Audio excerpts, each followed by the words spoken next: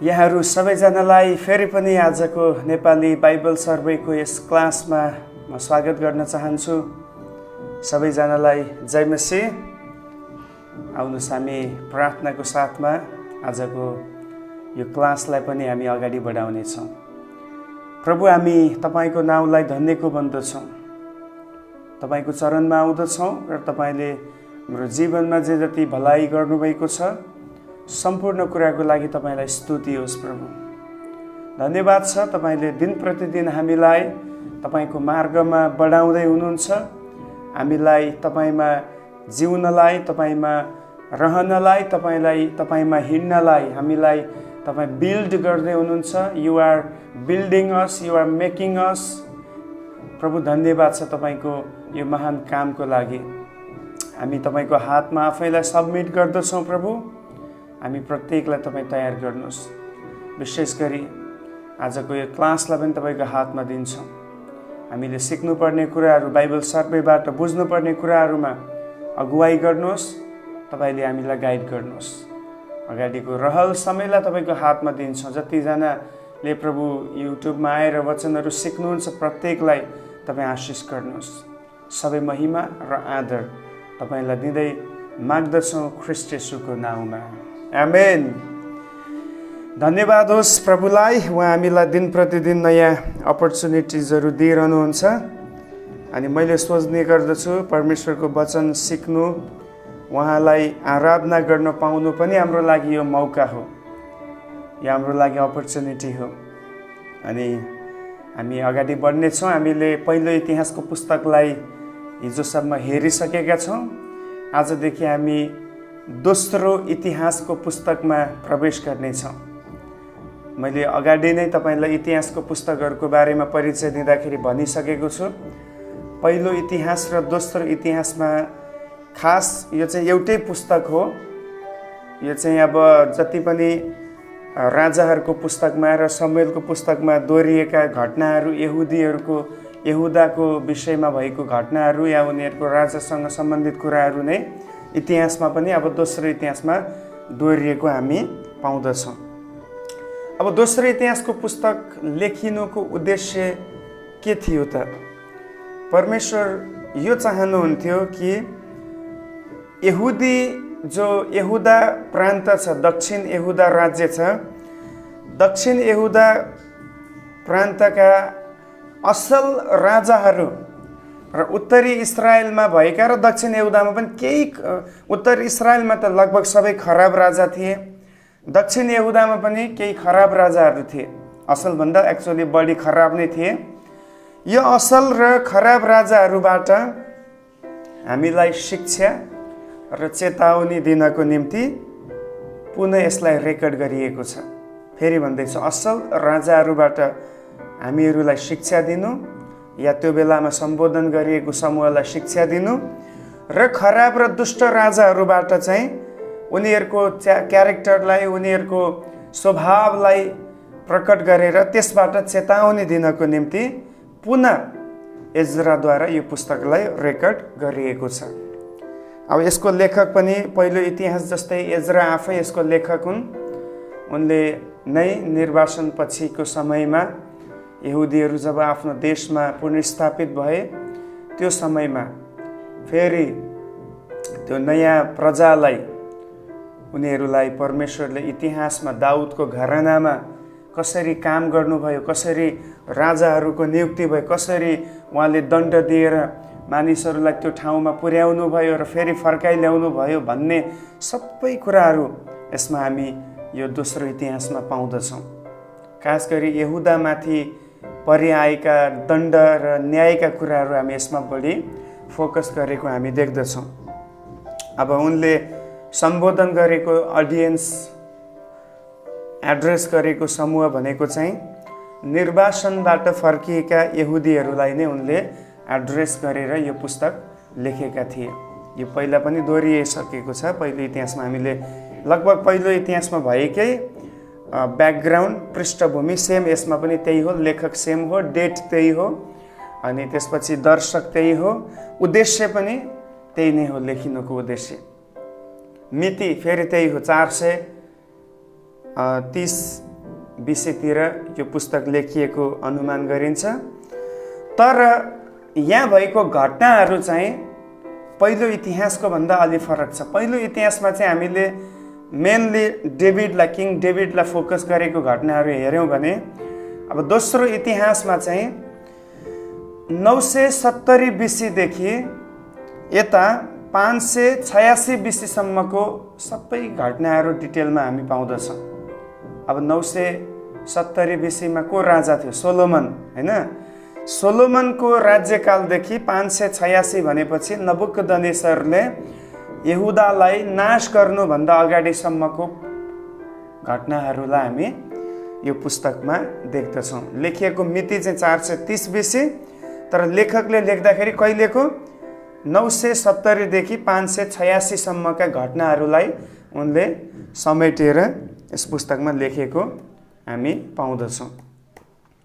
अब यो पुस्तकको मुख्य पद की वर्स भनेको एकदमै धेरैचोटि हामीले पढेको र प्रार्थना गर्दाखेरि हामी अक्सर चलाउने पद हो। दोस्रो इतिहास 7 अध्यायको 14 पद। दोस्रो इतिहास 7 अध्यायको 14 पदमा यसरी लेखिएको छ, म पढ्नेछु। सबैलाई थाहा छ यहाँ के लेखिएको छ। परमेश्वरको एउटा ठुलो प्रतिज्ञा यहाँ छ। यहाँ लेखिएको छ, यदि मेरो आफ्नै नाउँ दिएको मेरो प्रजाले आफैलाई नम्र पारेर प्रार्थना गर्छ र मलाई खोजेर आफ्ना दुष्ट चालहरूबाट फर्किन्छ, तब म स्वर्गबाट तिनीहरूको प्रार्थना सुन्नेछु र तिनीहरूको देशलाई म स्वस्थ पार्नेछु। प्रेज द लर्ड, हालेलुया। परमेश्वरको वचनले हामीलाई सधैँभरि आशा दिन्छ। दोस्रो इतिहासको पुस्तकमा घरिघरि चेतावनी आएको छ न्यायको विषयमा। अगमवक्ताहरूले राजाहरूलाई र शासकहरूलाई बारम्बार भन्दैछन् कि तिमीहरूले आफ्नो चाललाई सुधार्यौ भने र परमेश्वरतर्फ फर्क्यौ भने उहाँले तिमीहरूलाई निको पार्नुहुनेछ। He will heal the nation, He will heal your family, and He will heal your personal life. परमेश्वर आज पनि निको पार्ने परमेश्वर हुनुहुन्छ। हाम्रो परमेश्वर चङ्गाइकर्ता हुनुहुन्छ। Our God is the God of healer. उहाँ निको पार्ने परमेश्वर, but it is a conditional. Okay, यो एउटा कन्डिसनल हो, शर्तको वचन यहाँ हामी देख्दछौँ। इफ, यदि, अब इफ भनिसकेपछि त्यहाँ चाहिँ केही शर्तका कुराहरू आउँछ। हो, God will definitely do what he shed.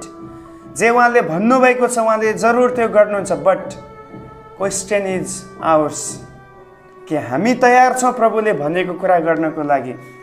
यहाँ चाहिँ यसलाई अलिकति म खोलेर व्याख्या गर्न चाहन्छु। 14 पदमा दुईवटा कुरा छ। एउटा चाहिँ आफैलाई नम्र पार्ने प्रजा। ओके, पहिलो चाहिँ make our selves humble before the Lord. परमेश्वरको अगाडि आफैलाई नम्र तुल्याउने समूह परमेश्वरले खोज्दै हुनुहुन्छ। पहिलो समूह चाहिँ, ओके। अनि दोस्रो समूह चाहिँ आफ्ना दुष्ट चालहरूबाट फर्किएर उहाँलाई खोज्ने समूह। हालेलुया। हेर्नुहोस्, दुईटा कुरा छ। दुईटा कुरा, आफैलाई नम्र पार्ने र आफ्नो दुष्ट चालबाट फर्किएर प्रभुतर्फ जाने समूह। अनि आज हाम्रो देशहरू पनि निको हुनु खाँचो छ, हाम्रो परिवार निको हुनु खाँचो छ, हाम्रो जीवन निको चङ्गाई हुनु खाँचो छ। अनि त्यसको लागि आज पनि प्रभुको शर्त यही छ।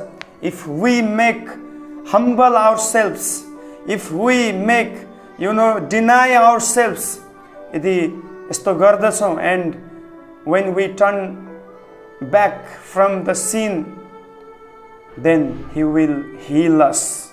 He will hear our prayers. उहाँले हाम्रो प्रार्थना सुन्नुहुनेछ। अनि यहाँ प्रतिज्ञा पनि दुईटा छ, दुईटा शर्त छ जो हामीले गर्नुपर्छ, दुईटा प्रतिज्ञा छ। He will hear and He will heal the nation. उहाँले सुन्नुहुनेछ हाम्रो प्रार्थना र निको पार्नुहुनेछ। हेर्नुहोस्, अक्सर हामी किन प्रार्थना गर्छौँ? हामीलाई प्रभुबाटको सहायताको खाँचो छ, हामीलाई प्रभुको अनुग्रहको खाँचो पर्दछ, देशलाई परमेश्वरको शक्ति र सामर्थ्यको खाँचो पर्दछ, सुरक्षाको खाँचो पर्दछ। यसकारण त हामी प्रार्थना गर्ने गर्दछौँ। तर याद गर्नुहोस्, यदि हाम्रो प्रार्थना प्रभुले सुन्नु भएन, उत्तर दिनु भएन भने के फरक पर्छ हामीले जतिसुकै प्रार्थना गरे पनि? के फरक पर्छ हामीले जतिसुकै उपवास राखेर अगाडि बढे पनि? त्यसमा हाम्रो प्रार्थना हुन पाओस्, प्रभुले सुन्ने प्रार्थना र त्यो अनुसार काम गर्ने प्रार्थना हुन सकोस्। कतिजना चाहनुहुन्छ when you pray, जब तपाईँ प्रार्थना गर्नुहुन्छ, when you come to closer to your God, परमेश्वरको नजिक जब तपाईँ आउनुहुन्छ, कतिजना चाहनुहुन्छ कि उहाँले तपाईँको प्रार्थना सुनोस्? If you want, then you should make yourselves humble. तपाईँले नम्र तुल्याउनु पर्छ। म धेरै समूहलाई हेर्ने गर्दछु, मानिसहरू उपवास बस्न धेरै रुचाउँछन्। एकदमै उपवास बस्न एकदमै असल कुरा हो, धेरै राम्रो कुरा उपवास बस्नुपर्ने कुरा। तर मैले उनीहरूको जीवनमा हेर्दा कहिले पनि त्यो नम्रतालाई देख्न पाएको छैन। प्रिय, नम्रता बिनाको, सुधार बिनाको, पश्चाताप बिनाको उपवासले केही फल फलाउँदैन। यशायाको पुस्तकमा त्यही भन्नुहुन्छ, प्रभु तिमीहरू दिनभरि रोयौ करायो तर मैले तिमीहरूको प्रार्थना सुनिनँ। I didn't hear your prayer because your character and your attitude is not good. So the first and important thing is हामीले आफैलाई पहिला सुधार गर्नुपर्छ। हामीले आफैलाई नम्र गर्नुपर्छ। के हामी परिवर्तन भएका छौँ? Are we changed? हामी परिवर्तन छौँ के? यदि परिवर्तन छैन भने जतिसुकै तपाईँ कराउनुहोस्, रुनुहोस्, उपवास बस्नुहोस्, जतिसुकै प्रभुलाई दिनुहोस्, केही फरक छैन। पहिला प्रभुले हाम्रो जीवनको सुधार चाहनुहुन्छ। यही हो यहाँ भनेको कुरा। पहिलो तिमीहरूले नम्र तुल्याऊ, दोस्रो दुष्ट चाललाई छोड, दुष्ट चाललाई छोड, त्यसपछि तिमीहरूले मेरो मुहारको दर्शन पाउनेछौ। प्रेज द लर्ड। आज हामी पनि जसै यी दिनहरूमा हाम्रो देश बिमारी अवस्थामा छ, मानिसहरू सङ्कष्टमा छन्, महामारीले चारैतिर घेरेको छ, हुन पाओस् प्रभुका नाउँ कहलिएका व्यक्तिहरू हामी आफैलाई नम्र तुल्याएर एउटा पश्चाताप र सुधारको जीवनमा अगाडि बढ्न सकौँ। केवल प्रभुको सामुन्ने गएर रुने कराउने जीवन भनेको होइन मैले। ठिक जीवन, सत्यतामा जिउने जीवन, दुष्ट कर्महरूलाई, पापका कुराहरूलाई छोडेर धार्मिकतामा खडा भएको जीवन चाहिन्छ। यदि तपाईँ सत्यतामा हुनुहुन्छ भने तपाईँले धेरै रुनु कराउन आवश्यक छैन। तपाईँको भित्रको आवाजलाई प्रभु त्यत्तिकै सुन्नुहुनेछ। ओके, अक्सर हामी बाहिर धेरै रुन्छौँ अनि धेरै आफैलाई तोड्ने काम गर्छौँ र भित्र केही छँदै छैन, भित्र परिवर्तनै छैन, केही फरक पर्दैन। आज प्रभुको आवाज हाम्रो लागि आएको छ। पहिला हामीले सुधार गरौँ आफैलाई, त्यसपछि हामी प्रभुको वेदीमा जाउँ। Then definitely he will answers our prayer. अनि 15 पद पनि एकदमै योसँगै रिलेटेड भएको कारण म पढ्दैछु। 7 को 15। अब यस ठाउँमा गरिएका प्रार्थना ध्यानसित सुन्न मेरा कान र हेर्न मेरा आँखा खुला रहनेछन्। हालेलुया। God's promises are there. He promised that He will hear and He will see our prayer. हाम्रो प्रार्थना उहाँले सुन्नुहुनेछ अनि उहाँले हेर्नुहुनेछ। के अर्थ हो सुन्नु र हेर्नु भनेको अर्थ? सुन्नु भन्नाले ध्यान दिनुहोस्, कतिचोटि हामी हाम्रो कुराहरूलाई नदेखाइकन हामी भित्रदेखि प्रभुसँग प्रार्थना गर्छौँ। He will hear. हेर्नु भन्नाले कतिचोटि हामी बोल्न पनि सक्दैनौँ भने त्यति बेला हाम्रो परिस्थिति कस्तो छ? He will see. Wow, what a promise. प्रभुको प्रतिज्ञा कति महान छ। उहाँ हेर्ने पनि र सुन्ने पनि प्रभु हुनुहुन्छ। अनि कुन ठाउँमा? यस ठाउँमा, the place where people humbled themselves, the place where people changed their lifestyle, त्यही ठाउँमा जहाँ मानिसहरूले आफैलाई नम्र तुल्याएका छन् र आफैलाई सुधार गरेका छन्, त्यो ठाउँमा गरिएको प्रार्थना उहाँले सुन्नुहुनेछ। हो, त्यो समयको लागि मन्दिरको विषय आउँछ। यरुशलेममा जब सोलोमनले मन्दिर निर्माण गरे, त्यो ठाउँमा गरिएको प्रार्थना। तर आजको समयमा, आजको कन्टेक्स्टमा चाहिँ यो ठाउँको कुरा गरिएको छ। यदि if we make our self humble, हामीले आफैलाई हम्बल तुल्याएका छौँ भने, if we change our behaviour, our character, our attitude, our speech, यदि हामीले हाम्रो सबै कुरामा चेन्ज गरेका छौँ भने यो ठाउँमा, यो जीवनमा तपाईँ भन्न सक्नुहुन्छ आफ्नो छातीमा हात राखेर, यो ठाउँमा गरिएको प्रार्थना परमेश्वरले सुन्नुहुन्छ र उहाँले देख्नुहुन्छ। प्रेज द लर्ड। ओ, हामी प्रार्थना गर्न थाक्ने छैनौँ, तर मैले तपाईँलाई फेरि पनि भने, प्रार्थना गर्नुभन्दा पहिला आफैलाई तपाईँले निहाल्नु खाँचो छ कि तपाईँले आफैलाई नम्र तुल्याउनु भयो। नम्र भन्नाले हजुर भन्नु पनि, तपाईँको जीवनले त्यो देखाउँछ, तपाईँले अरूसँग गर्ने व्यवहारले त्यसलाई देखाउँछ। यदि तपाईँ नम्र हुनुहुन्छ भने तपाईँ सेल्फिस हुन सक्नुहुन्न। यदि तपाईँ नम्र हुनुहुन्छ भने तपाईँ अरूको कुरालाई तपाईँ एक्सेप्ट गर्ने व्यक्ति बन्नुहुन्छ। यदि तपाईँ नम्र हुनुहुन्छ भने तपाईँ अरूलाई आदर गर्ने व्यक्ति बन्नुहुन्छ। सो नम्र भन्नाले म नम्र छु भनेर झुक्नु, that is not the definition of humbleness. तपाईको स्वभावबाट, बोली वचनबाट, एक्सनबाट नम्रता जहिले पनि झल्किने गर्दछ। येशूको नम्रता बोलीमा मात्र थिएन, बोल्न त उहाँ कडा बोल्नुहुन्थ्यो, तर उहाँको लाइफस्टाइल हेर्नुहोस् कति नम्र थियो। उहाँले आफ्नो चेलाहरूको गोडा धुनुभएको छ। उहाँले कमजोर व्यक्तिहरूको साथ पासमा गएर सेवकाई गर्नुभएको छ। उहाँले आफू राजा भएर पनि दासको स्वरूपमा उहाँ आउनुभएको छ। योभन्दा ठुलो व्याख्या तपाईँलाई अरू के दिन सकिन्छ? उदाहरण। सो नम्र तुल्याउँ, पश्चाताप गरेर सुधारको जीवन जिउँ। डेफिनेटली यो जीवनबाट गरिएको, यस ठाउँमा 15 पदमा यस ठाउँमा गरिएको प्रार्थना ही विल हियर। अगाडि बढौँ। अब यो पुस्तकमा भएको की पर्सन्सहरू हामीले हेऱ्यौँ, धेरैजना छन्, जस्ट नाम मात्रै भन्दैछु। पर्सन्सहरूको बारेमा व्याख्या गर्न आवश्यक छैन, अलरेडी हामीले हेरिसकेका छौँ। पहिलो सोलोमन छन्। सोलोमन यो पुस्तकको मुख्य व्यक्तिको रूपमा देखाइएको छ। उनका सुरुका उनका कामहरू अनि उनले गरेका उपलब्धिहरू, उनको जुन जति पनि उनले मन्दिर बनाएका, हासिल गरेका आशिषका कुराहरू छ, त्यो सबैको बारेमा हामी पाउँछौँ।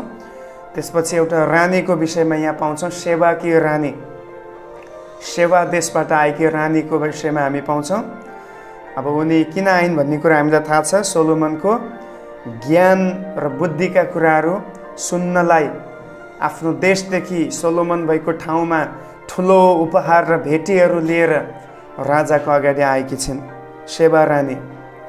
त्यसपछि रहबामको बारेमा हामी पाउँछौँ, अलरेडी हामीले हेरिसक्यौँ। सोलोमनको छोरा, उनको समयदेखि देश 2 भागमा विभाजित हुन्छ। आशाको बारेमा पाउँछ, यहुदाको राजा आशा। यहाँ जति पनि राजाहरू छन्, यी राजाहरू चाहिँ धेरै जस्तो चाहिँ यहुदाका राजाहरूको बारेमा छ।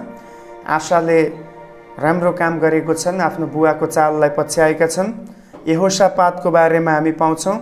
यहोशापात पनि असल व्यक्ति थिए। उनले प्रभुको दर्शन खोज्ने काम गरे। प्रभुमा उपवास बसेर उनले परमेश्वरको अगुवाई खोजेको हामी पाउँदछौँ।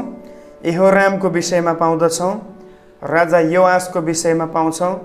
राजा उज्जियाको विषयमा पाउँछौँ। यशायाको पुस्तक 6 अध्यायको 1 मा हामी देख्छौँ, उज्जियाको मृत्यु भएको समयमा यशायाले दर्शन देखे अरे। अब यशाया एउटा असल राजा थियो सुरुवातमा, तर पछि चाहिँ उसमा पनि घमण्ड आयो, जसले गर्दाखेरि ऊ चाहिँ पतन भएर गएको हामी पाउँदछौँ। प्रभुले उनलाई प्रहार गर्नुभयो। त्यसमा घमण्डी व्यक्तिहरूलाई प्रभुले कहिले पनि छोड्नुहुन्न, जरुर ऊमाथि एक्सन उहाँले लिनुहुन्छ भन्ने कुरा देख्छौँ। राजा आहाजको बारेमा देख्छौँ यशायाकै पुस्तकमा, अनि त्यो चाहिँ अहिले यहाँ दोस्रो इतिहासमा पनि उनको नाम आएको छ। हिजकियाको विषयमा देख्छौँ। हिजकिया एकदमै असल राजा थिए। परमेश्वरले उनलाई 15 वर्षको आयु थपिदिनु भएको राजा। अनि मनस्से अत्यन्तै खराब राजा। उनले 55 वर्ष यहुदामा राज्य गरे, तर उनको राज्यकालको कारणले परमेश्वरले निश्चय गर्नुभयो कि म अब यहुदीहरूलाई पनि निर्वासनमा पठाउने छु, पक्का भन्नुभयो, प्रण गर्नुभयो। किनभने उनले यति धेरै दुष्टताको शासन अगाडि बढाए। उनले धेरै मूर्ति पूजा, बलिदान, आफ्नै छोराहरूलाई बलिदान चढाउने कुराहरू, अन्य देवी देवताको नाउँमा यस्ता दुष्ट कामहरू उनले गरे। योसियाह धर्मी राजा थिए।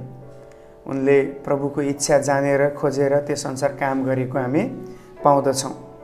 त्यसपछि मुख्य ठाउँहरू, यो पुस्तकको की प्लेसहरू भनेको एउटै छ, यरुसलेम र त्यहाँ भएको मन्दिरको विषयमा हामी पाउँछौँ होइन। यो वास्तवमा यो पुस्तक लेखिएको पछाडिको उद्देश्य भनेको अघि मैले भनिसकेँ, धर्मी व्यक्तिहरूको बारेमा पनि बताइयो, दुष्ट राजाहरूको बारेमा पनि बताइयो।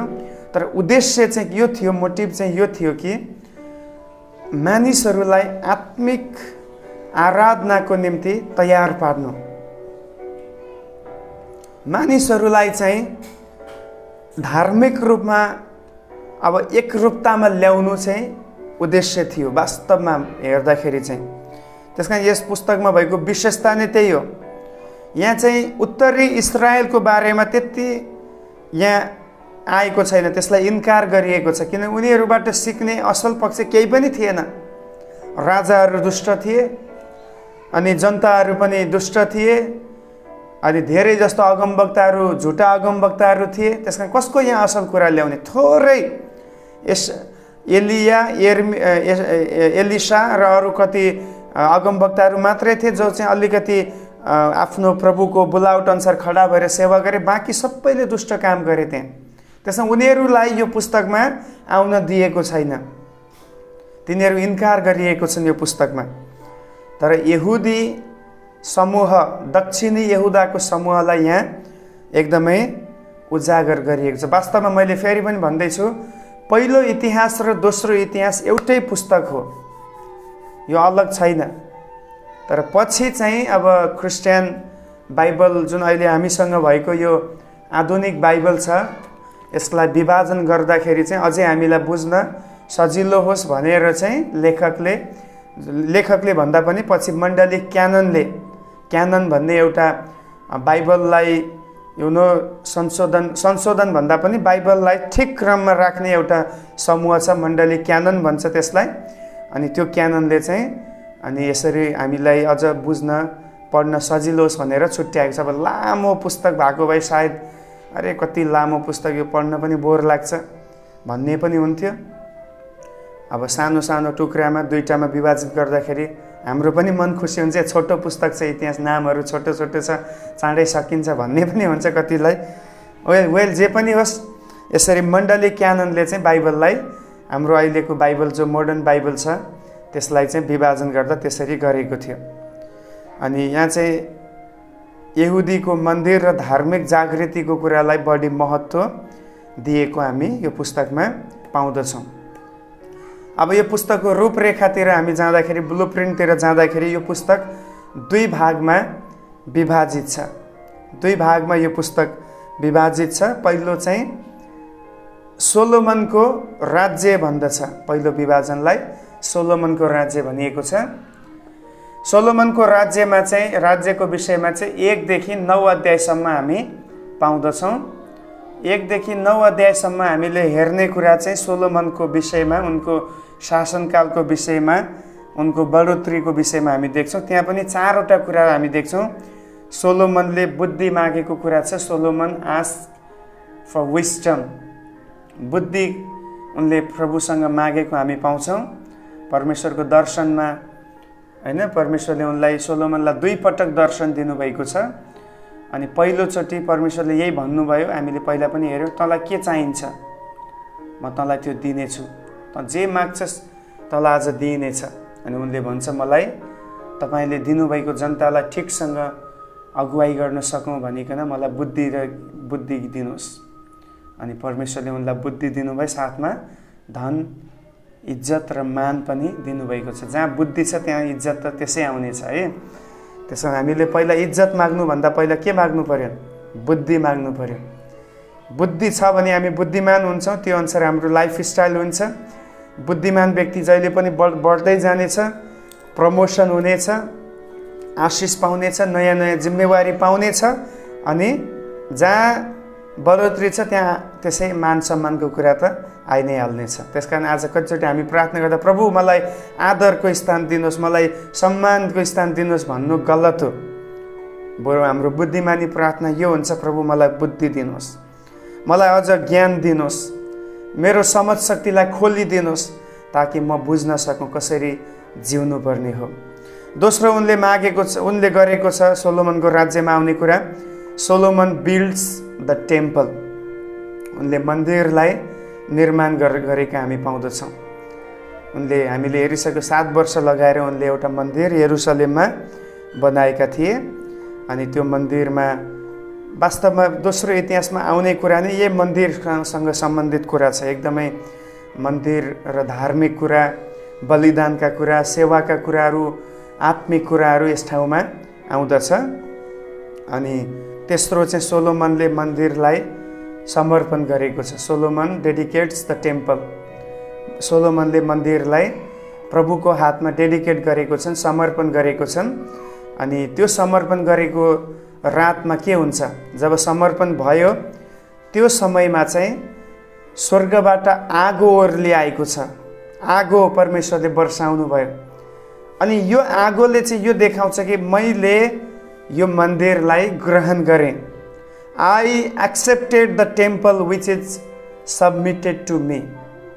ओके, परमेश्वरले जब पनि आगो वर्षाउनुहुन्थ्यो त्यसको दुईवटा मिनिङ हुन्थ्यो। एउटा चाहिँ दुष्ट समूहलाई उहाँले भस्म गर्नको निम्ति, न्याय र दण्ड दिनको निम्ति आगो वर्षाउनुहुन्थ्यो भने दोस्रो चाहिँ उहाँले आगो वर्षाउनुहुन्थ्यो मानिसहरूले चढाएको बलिदान या मानिसहरूले परमेश्वरको अगाडि ल्याएको कुरालाई उहाँले एक्सेप्ट गर्नको निम्ति उहाँले त्यसलाई आगो वर्षाएर सहमति जनाउनुहुन्थ्यो।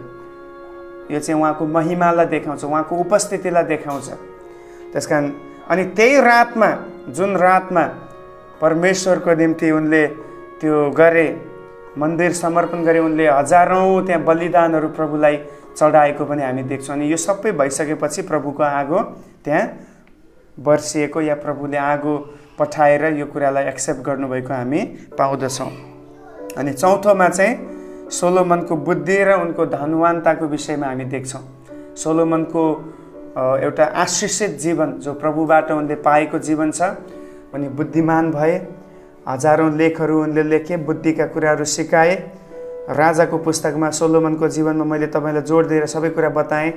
उनी चाहिँ एउटा बायोलोजिस्ट थिए, होइन, एउटा दर्शनशास्त्री थिए, साइकोलोजिस्ट थिए, अनि आर्किटेक्ट थिए, त्यसपछि जीवविज्ञ थिए। सबै कुराको बारेमा पढ्ने ज्ञान भएको व्यक्ति उनी थिए भन्ने कुरा मैले तपाईँलाई त्यसमा व्याख्या गरिसकेको छु। साथै उनी एकदमै धनी पनि थिए। पृथ्वीमा भएका राजाहरूमा सबैभन्दा धनी राजा उनी थिए। उनको धनको कुनै हिसाबै सीमा नै थिएन, रेकर्ड नै थिएन भन्ने कुरा हामी बाइबलमा पाउँदछौँ। तर अन्तिममा के छ, त्यही बढी धन र बुद्धिको घमण्डले गर्दा उनको लाइफ एउटा एउटा लापरवाहीतिर गयो र अन्तिममा पतन हुने कुराहरू देख्यौँ। तर अन्तमा at last of his life he repent his sin. उनले आफ्नो पापहरूलाई प्रभुको सामुन्ने स्वीकार गर्यो र प्रभुको क्षमालाई उसले स्वीकार गरेर उनले उपदेशकको पुस्तक लेखेको हामीले हेरिसकेका छौँ। ओके, पहिलो बुँदा यही छ।